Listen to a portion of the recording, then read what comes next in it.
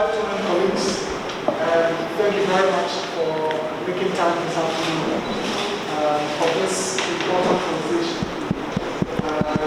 So my job is basically to highlight some of the issues and ensure that my two other colleagues on the high table will help to bring some practical perspectives to the broader issues that I try to raise. So I'll go straight into the presentation. Okay. What appears to be some relief.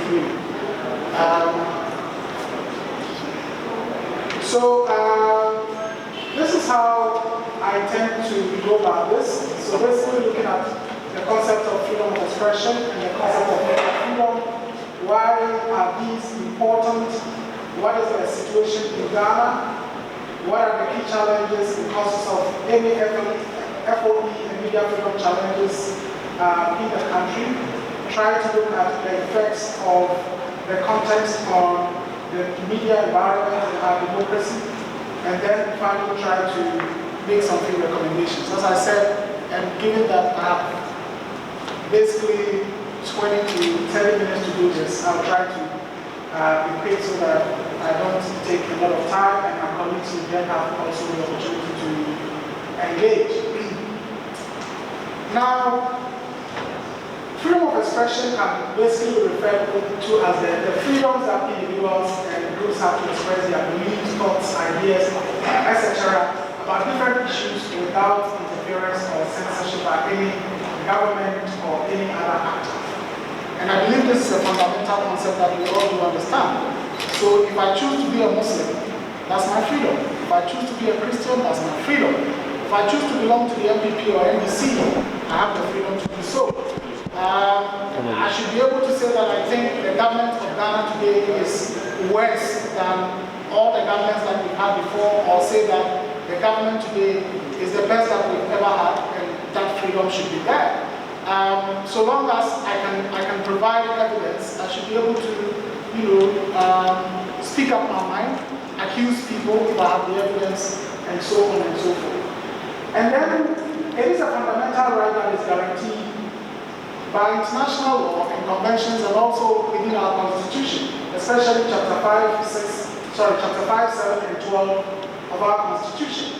And if you take the Universal Declaration of Human Rights, it talks about the freedom to access, receive, and impart information or knowledge by any medium of one's choice and regardless of frontiers.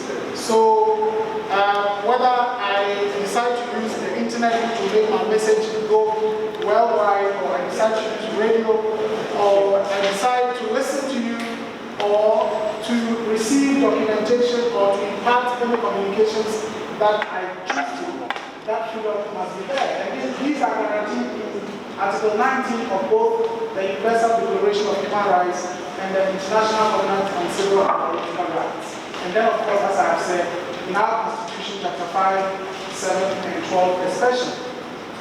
Now, of course, the exercise and enjoyment of these rights are subject to limitations, but those limitations must be limited, they must be justifiable, and they must be proportionate in accordance with international law, not in accordance with the dictates of our authorities and the local law, not at the discretion of the Yahya Jammeh in the Gambia, who would say in the Gambia, we don't do this or we don't do that.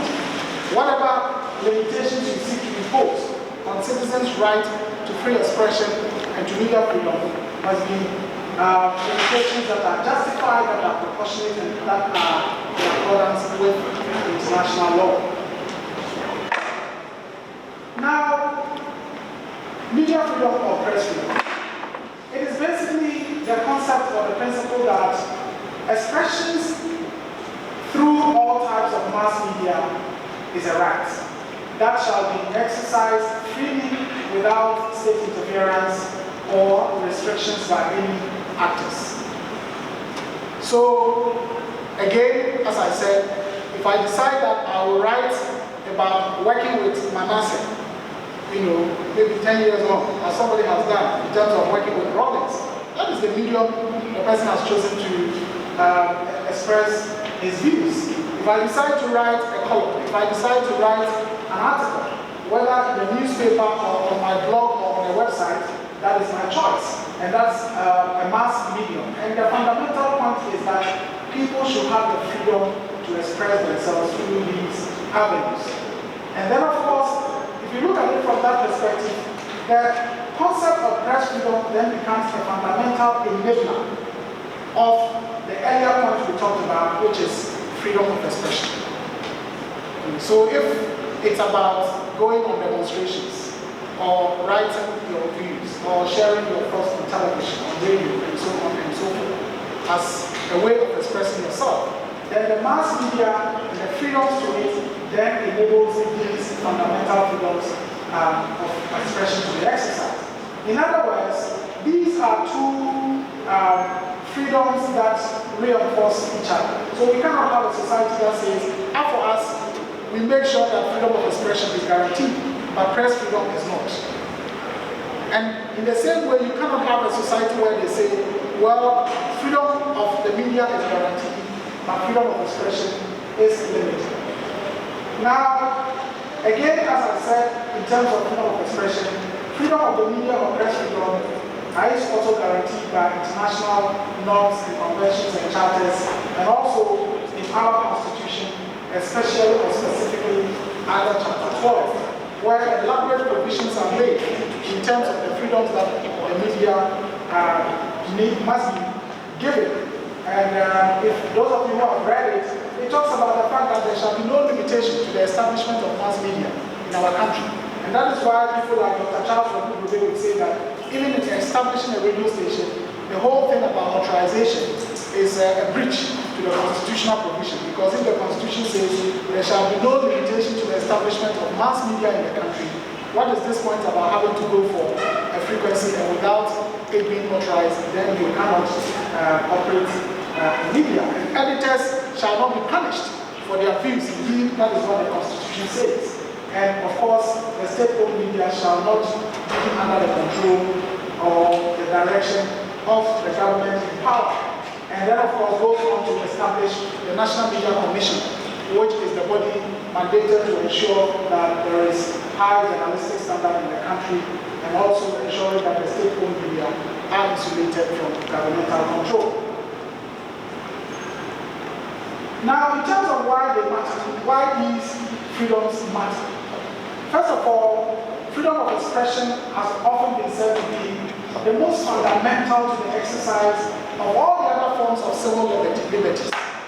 In other words, if I cannot express myself, how else do I enjoy the other civil liberties that I have? If I cannot speak my mind, if I cannot choose whether I would want to be a Muslim or a Christian, if I cannot go on demonstration against a policy that I don't want, if I cannot write a book critical of government or critical of any entity, then how else can I express the other fundamental liberties that I have? So it is so critical.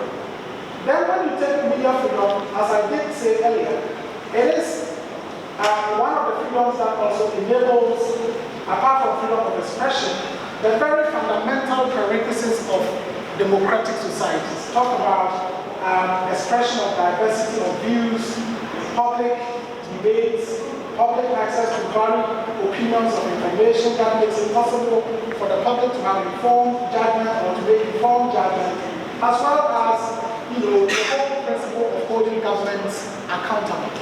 There is no press freedom. I don't know how these things can be possible. How do I get information about what is happening?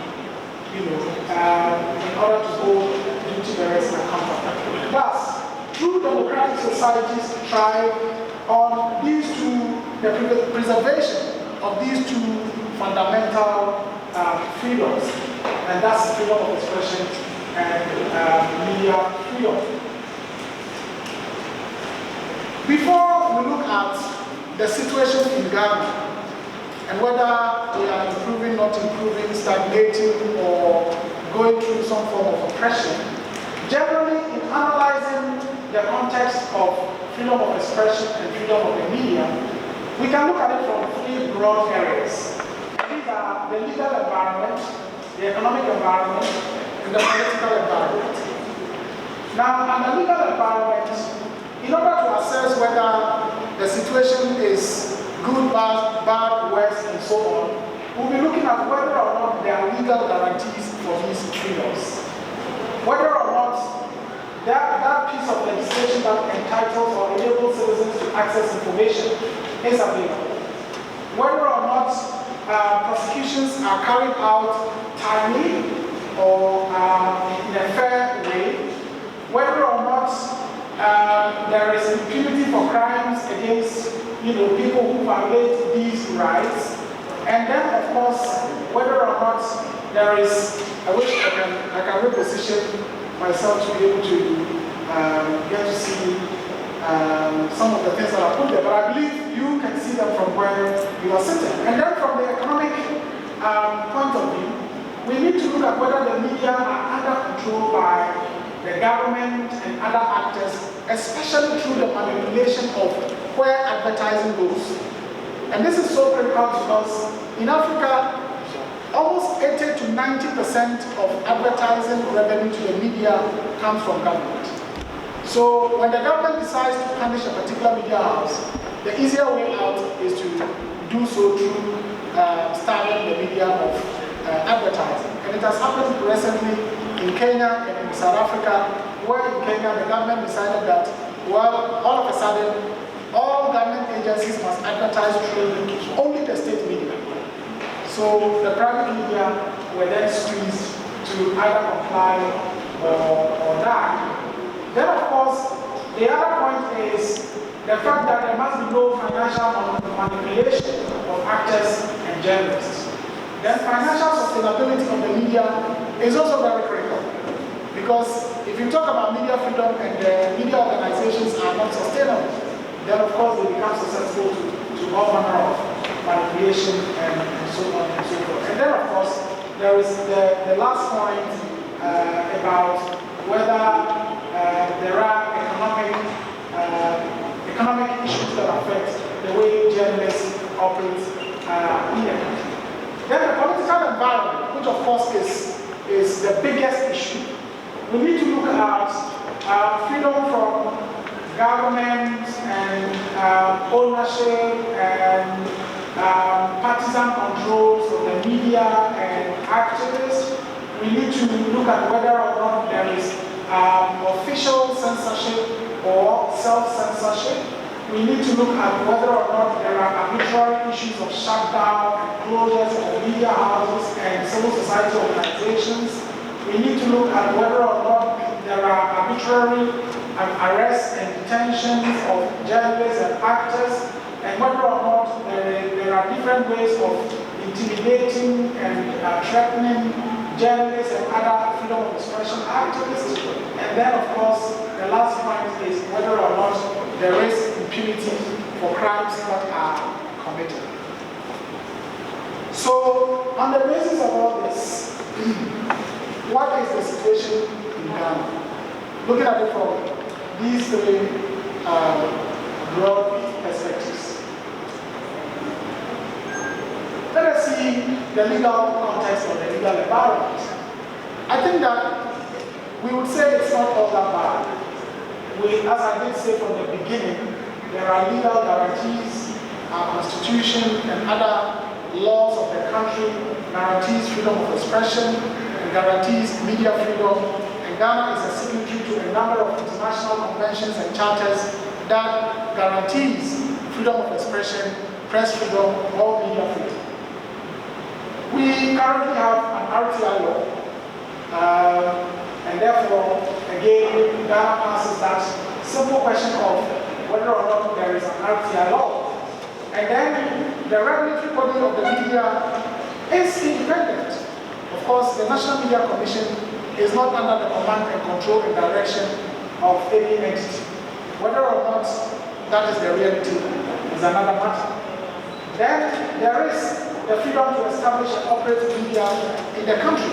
So if you want to establish a newspaper, for example, I think you basically have to just submit a name to the National Media Commission and then file some few papers, and then there you go. If you want to operate a blog, a news website. Basically, you can sit in the comfort of your room and begin to publish without any requirements to either register with a particular entity before you can operate the media. And then, of course, the right to association and assembly are also guaranteed. You know, as people often say, you don't need permission from the police to organize a demonstration. You basically have to notify them. And quite often, it's a case of they saying that our men are busy, or that day is not a good day, or for some reason we cannot provide security on that day, and therefore refer it to another day. Otherwise, the Constitution guarantees all that. So in terms of some positives, yes. But are there challenges in terms of the legal environment? And I wish there was a microphone, because then I'll be on the other side to be able to go through the slide properly. Now, one, we need to know that even as the Constitution guarantees media freedom of expression, criminal libel law repealed, seditious libel law repealed, there is still in our books the law on false fabrication. And sometimes, who determines what is false is an issue. And in countries where this law is often activated, the determination of what is true is by the authorities. So you can say all that you want to say, but they would say that these are contrary evidence to suggest that what you have put out there is false. And as I speak, there are discussions around introducing a social media bill, and then of course there are also ongoing conversations about reviewing the law on defamation. And I remember about a year ago, I got a letter from the Law Reform Commission on the processes for the review of the law on defamation. And the preamble to the letter said, well, as they say, every freedom must have some limitation. Over the years, the media freedom has been guaranteed, and we are at a point where there are a lot of complaints about the attitude and behavior of the media. And this calls for the need to review the law on defamation to ensure that the current situation is properly taken care of. And certainly what that meant to me was that it was about tightening the news on the media in terms of the law on defamation. We know the RTI law has been passed. It is a law now. But of course, it hasn't been given full effect. One of the fundamental things that the law requires is the setting up of the RTI Commission. And for some strange reasons, that has not been done. We've heard about recruitment of officers, training of officers, and so on and so forth. And as I speak, several state agencies are still reluctant to release information that ordinarily should be something that is publicly available. We continue to have instances where people file for right to information requests and they are denied, or even they are not responded to. We currently have one before the National Communications Authority. We wrote about 3 weeks ago, notified them of course the law requires that within 14 days they have to respond. They haven't responded. We had to send a reminder yesterday. We don't know whether they are going to respond or not. But we are looking for pieces of information that ordinarily ought to be publicly available, but for some reasons are not. Now, while the National Media Commission, as I did say, is independent, we have had recent instances where attempts have been made to usurp the independence and the authority of the Commission.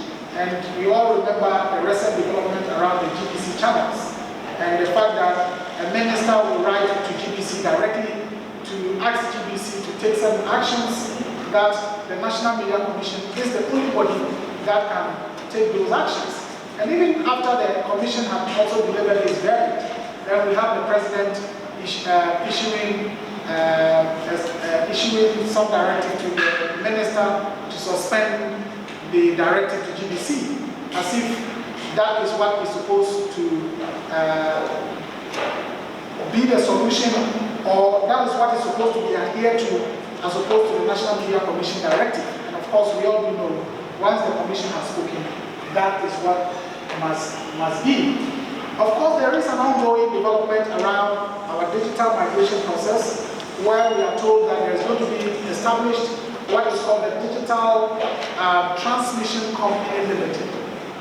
And what this company is going to do is to be the entity that will be in charge of transmitting television content, broadcasters that will operate on the digital terrestrial platform. This Digital Broadcast Company Limited is going to be the entity that will transmit the content to you. So TV3, Metro TV, and the rest of them can produce the content, but the content will have to go through this company. Now, this company is, currently set out to be one that will be controlled by the executive. And I say so because the chief executive officer will be appointed by the president, the board of directors will be appointed by the president, just as the National Communications Authority. And I suppose they will be under the direction and control of the Minister for Communications. Now, if this happens, I wonder where that leaves the National Media Commission. That is supposed to be the one that should ensure that there is the highest journalistic standards, and again, that the independence of the media will be guaranteed. In other words, if TV3 or another media house decides to do something that is critical of government, and this entity decides that we are not going to pass it on, what happens? And the Media Commission that is supposed to be the one to ensure that there is independence of the media, freedoms of the media, and so on and so forth, really does not have control over this entity. So that is a big conversation that we need to have. And then, of course, there have been recent cases of security agents abusing activists or intimidating such activists in ways that are certainly illegal. Now, the economic environment is the other area. And then, of course, we know that we have a liberal economy, competitive economy. If you're a media organization, you are supposed to compete for the little resources or your share of whatever is available to the media in terms of the advertising budget. And of course, there are real challenges within the economic sector in terms of how, whether or not the media will be free.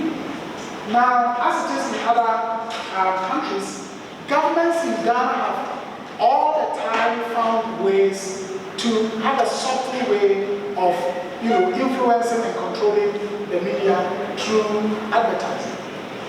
And it is not surprising that depending on which government is in power, even the big companies that do most of the advertising, you would find them either being the headline sponsor of a certain political discussion program during a certain regime, and once there is a change of government, they cease to be the sponsor of those programs. I don't want to be specific or mention specific names.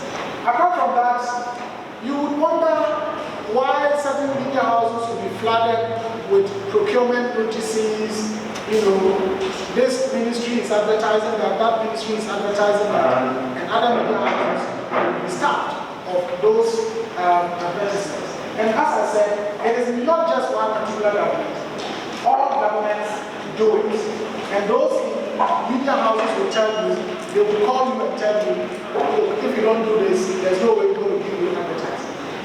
And that's really a serious matter in terms of the economic aspect of media freedom. Then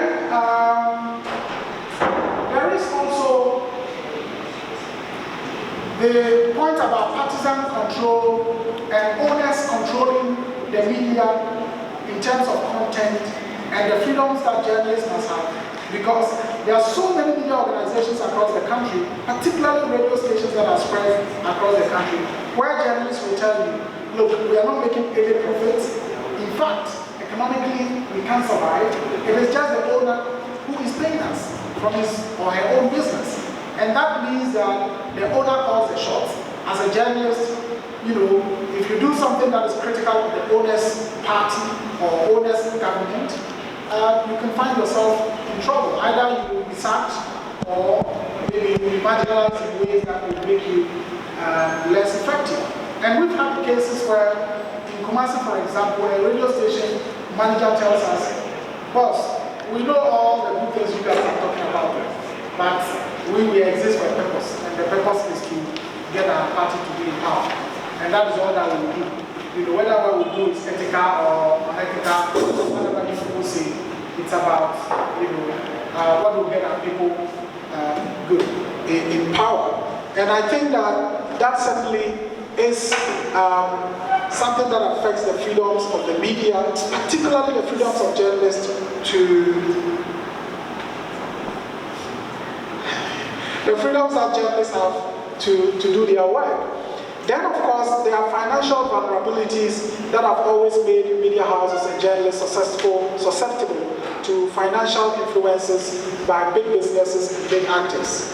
So, it's either we're talking about low remuneration, we're talking about lack of resources for journalists to do independent investigations, or we're talking about a journalist having been given some money or some payments that then restrains him or her in terms of what he or she can write.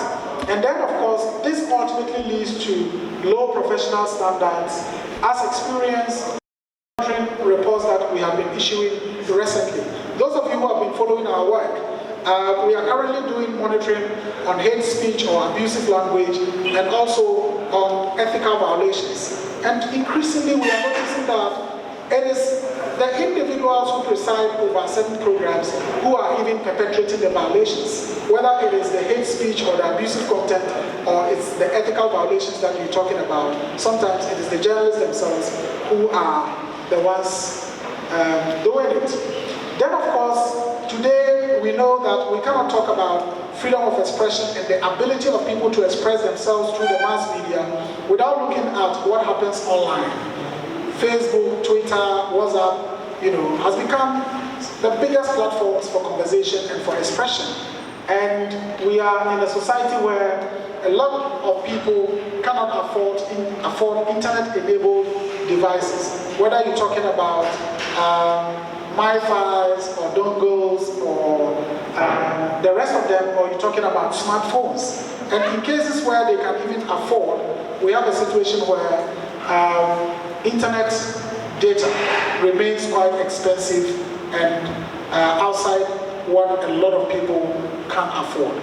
So it's either you can't afford the device, or you can afford it, but you can't stay online because data cost remains quite high compared to the economic conditions that people are living with. Then the political environment. We can first of all talk about the state-owned media. In assessing the political environment, one critical thing that analysts will look at is whether the state-owned media are free from governmental control, and whether opposition political parties have access to the state-owned media. Our friend from FIRST talked about the 1993 Supreme Court case, GBC versus the MPP, or MPP versus GBC, which was mainly about access to GBC by the opposition political party then. And it was so crucial because at the time, GBC was basically running as a monopoly. And so if you have a political party that cannot access it, that was quite challenging. Today we would say that the state-owned media are technically free from governmental control. And I say technically because in reality they are not. You know, and I've always said that depending on which government is in power, we've never had, for example, the host of talking points across governments. So if MPP comes, there is a new host. If NDC comes, there is a new host. And it's been the trend, and I don't know why. But people at GBC perhaps may explain to you that there is some political dynamic to it. People at GBC will tell you, whether it's NDC or MPP, you would have government officials calling you about, we are not happy with this panelist. You know, you have to change them. We are not happy with the story that you heard last week. We need you to go and cover the president at this place. The minister is going to make this statement, you must be there, and so on and so forth. So technically, they are free from governmental control, but in reality, that is not the case. In our country, there is no official censorship, and by official censorship, I'm told that in the early days of our post-colonial history, the editors would have to submit their scripts to a certain government office for it to be run through and given the pass before you can publish. And that is official censorship. Today, that is not there. But what is there is unofficial censorship, where people are intimidated, are harassed, are bullied to self-censor. And I think that is a critical thing. I'm told to have 5 minutes, but the opposition has access to the state media, foreign media can operate in the country, and then of course citizens are allowed to freely access content from diverse media sources, both local and foreign. There are countries where Al Jazeera, for example, you cannot access it. There are countries where they say BBC, you cannot access it. There are countries where CNN, you cannot access it. There are countries where certain websites, whether it's Facebook, in fact in China, I'm told they have their own version of Facebook and Twitter and so on and so forth. It is not the case here in Ghana. Now, the other political challenges, I believe most of you will be familiar with these faces on this slide. So Latif Idris, we have the demonstrators, Ernesto Yabua and his people, Ohima Sechiwa, you have Swale, you have the GNA guy, and you have, the police harassing and sometimes assaulting officials or people who go on either demonstrations and so on and so forth. Now, there is increasingly in our country expression of fear among journalists in terms of doing reports that are critical of authorities. A lot of journalists now than ever before, or now than before in the recent past, are expressing that fear. Of course, we do remember the murder of Swale. There are serious physical attacks quite often on a number of journalists. We've had, the case of Manasseh, for example, who was threatened, and it was quite a dangerous situation, and for a long time had to be moving with police protection. And then there have been several instances of arbitrary arrest and detention with trumped-up charges, such as what happened to the Modern Ghana journalists, where their offices were stormed by national security operatives, blindfolded and taken away for questioning. Now, I've decided to look at the numbers for 2017 to 2020, and between 2017 and August 2020, we've had about 63 incidents of attacks on either journalists or activists or citizens in one way or the other in terms of press freedom or freedom of expression violations. And as you can see, physical assault has been the most predominant form of violations. And I say 63 incidents and not 63 individuals. So in terms of individuals who have been victims of these violations, they are certainly more than the 63. And we have physical assault being the highest. Then we have arrests and detentions, most of them quite arbitrary. Then we have seizure and damage of equipment. Is it 30% or 15%? Then we have threats, as I mentioned, and there have been other forms of violations. If you look at who the perpetrators are, you would see that security agencies are in the lead. In fact, a very comfortable lead. Followed by individuals. So these are people who would just assault a journalist because they are not happy with what a journalist is doing. Then we have political party activists. So whether it's NPP headquarters or NDC headquarters, and then they decide to assault a journalist. And then we have organized groups. So these could be the vigilante forces or any other organized group you can think about, and sometimes even state officials, whether it's a DCE or a chief executive, either seizing or assaulting a journalist. And then in terms of the category of victims, you see that whole big circle. Journalists have been the worst victims in terms of the incidents of free expression violations that have happened in our country. And then we have activists, like people who decide to go on demonstrations, and then the police decide to take them on. And then we've also had media organizations being victims, in terms of either a media house like Modern Ghana being stormed, or individuals going into a newsroom and beating up somebody or damaging equipment, like the incident involving Obinim and the rest. And sometimes the victims have been ordinary citizens who decide to exercise their right to free expression. And then, of course, as you do know, there have been shutdown of media organizations. I mean, ordinarily, if journalists fail, media organizations fail to comply with the law, that shouldn't be, allowed. But if you take the shutdown of Radio Gold and XYZ, for example, I would continuously say that these were politically motivated actions, taken against the most prominent opposition media outlets in the country. And certainly that is not something that speaks well of us. As you saw, while state actors such as the security agents are supposed to be the ones to protect us, quite often they are the ones who abuse us. There is a culture of impunity for crimes against journalists and other actors, which is becoming very entrenched.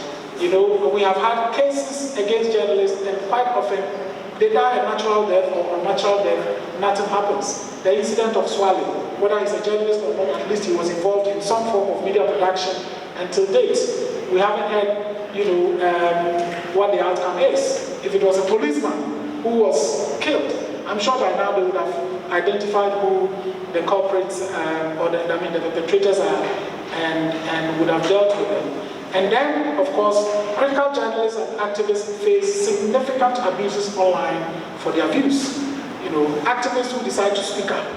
Is that, maybe I'm an example. If you go on my wall and you see the kinds of things people are saying against me, and you are a hypocrite, you are this, you fear this, you are that. Where were you when this happened? Where were you when that happened? And people like Manasseh, I believe, are in a comfortable lead in terms of being victims for these kinds of violations. As you know, the situation has perhaps reflected our performance over the years in terms of our press freedom rankings. 2017, we were 26 over 180. 2018, we did quite well, 23 over 180. In terms of the ranking in the world, I wouldn't say that has been our best, even though 2018, the 23rd position in the world gave us the first position in Africa. But we have been at the 22nd position before, and yet we were second in Africa. That really suggested that there was another African country that performed quite well. But 2019, we dropped to 27th, and 2020, we've dropped to the 30th position. I just hope that steps are taken so that this decline wouldn't be something that continues. Impact of these challenges on our media and our democratic environment.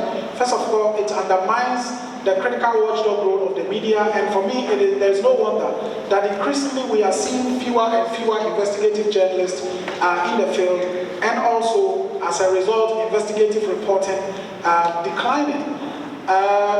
If you look at the kinds of headlines that we were used to in the early 2000s, even the late 90s, early 2000s, and so on, today you don't find those headlines. On the front pages of our newspapers. Today it's about infrastructure is this, infrastructure is that. Government commissions this, the Kufado says this, or Bahama says that, the Bokwaduma says that, Bamia says that, and so on and so forth.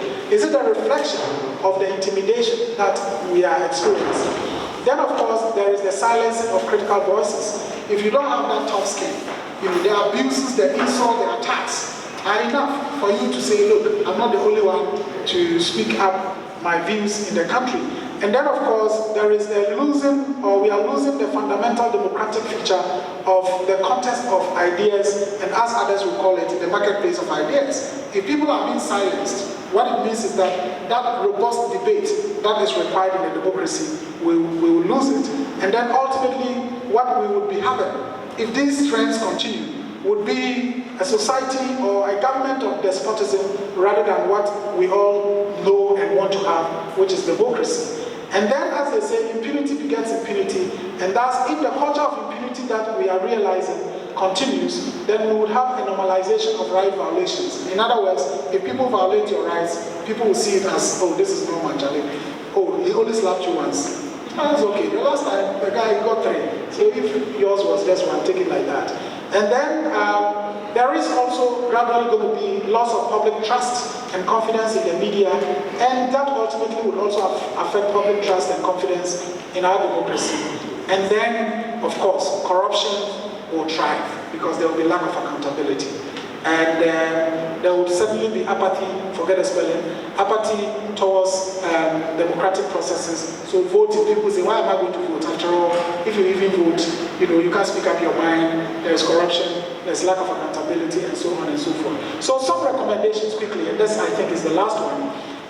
We need stronger independent civil society that continues to empower and defend civic voices, which I think people are doing, and in our country that remains quite robust, so that is good, and we must continue to support it. We need to strengthen a culture of public policy debates and citizens' participation in governance and other public discourse. We don't have to discourage people who are standing up to speak up or express themselves. We need to support and encourage them. Then, of course, we need stronger independent media support organizations and associations that effectively promote and defend media freedom. I know FIRST is one of them, but it mustn't just be FIRST alone. The GJA, the Media Foundation for West Africa, Ebert, Friedrich, and so on, we all have a great role to play. And then, one of the biggest things that we need to do is the reforms to the National Media Commission. The commission was set up in 1993 at a time when there was only GBC. Not even Joy, who came in 95, or Radio Universe and the rest. It was only GBC. And so the whole point about isolating it from governmental control perhaps was a big deal. But today we are talking about over close to 400 radio stations. We're talking about over 40 television stations. We are talking about the internet ecosystem that is booming, and a very vibrant and pluralistic media environment that the same National Media Commission has to deal with. We have a commission that is not made up of full-time commissioners, as opposed to countries like Cote d'Ivoire or mostly the Francophone countries. Their media commissions have full-time commissioners, like we have at the Electoral Commission. So it becomes their full-time job to, look at what has to be done in terms of securing media freedom and media independence. But here, it's about a teacher who is representing NAT, it's about an imam who is representing the Muslim community, a pastor representing the Christian community, GBA has a representative, a parliamentarian or parliamentarians whose day job is in parliament, representing parliament on the commission, and so on and so forth. Editors, in fact, editors representing maybe the print media in the commission, and we've had instances where an editor who was a member of the commission had a ruling of the commission against her newspaper, and she did an editorial to condemn the NMC. You can imagine, this is a body that she is representing, Friedrich, on. And when her newspaper did something that the NMC found to be inappropriate, the paper did an editorial to condemn the NMC that the managing editor serves as a member. And this certainly cannot be a commission that should continue to be in the way that it is. There's a need for the broadcasting law, which we have talked about over the last 20 years, which hasn't come into fruition. The RTI law must be operationalized to give it the full effect, and then the state must take full interest in promoting, defending, and protecting the rights of free expression activists and media people, and then of course efforts should be made to reduce the cost of data in the country so that people can take advantage, full advantage of the opportunities provided online. So thank you very much.